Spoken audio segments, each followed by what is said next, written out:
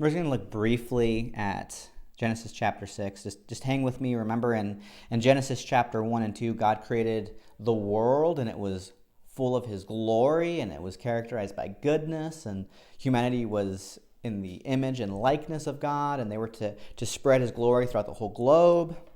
And then in chapter 3, we see that humanity, Adam, wanted to live by his own standards. He wanted to make the rules. He wanted to rule the world for his own glory.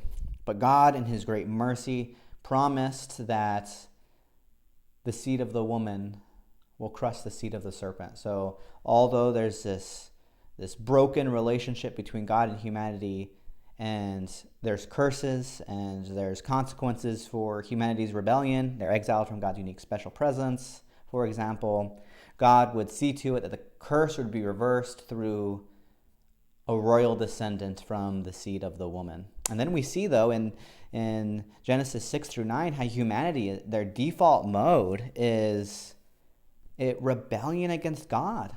The text says in several places that their hearts are set evil only continually against the Lord from their youth.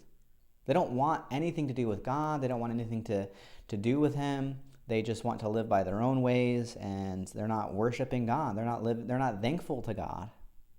And as a result, God, in his perfect justice, decides to bring a flood that destroys humanity.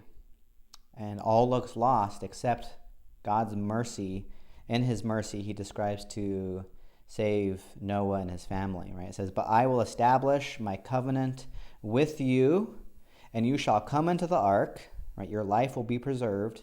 You, your sons, your wife, and your sons' wives with you.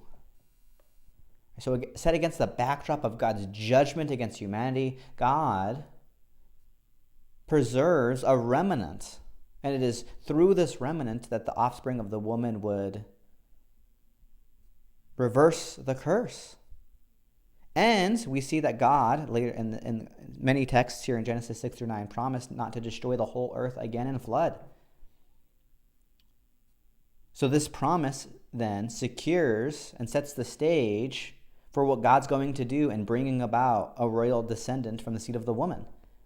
And we'll see as we continue in Genesis, we see that this descendant is described as one of Abraham's descendants who will bring blessing to the nations in Genesis 12, 15, 17, and someone ultimately from the tribe of Judah in Genesis 49.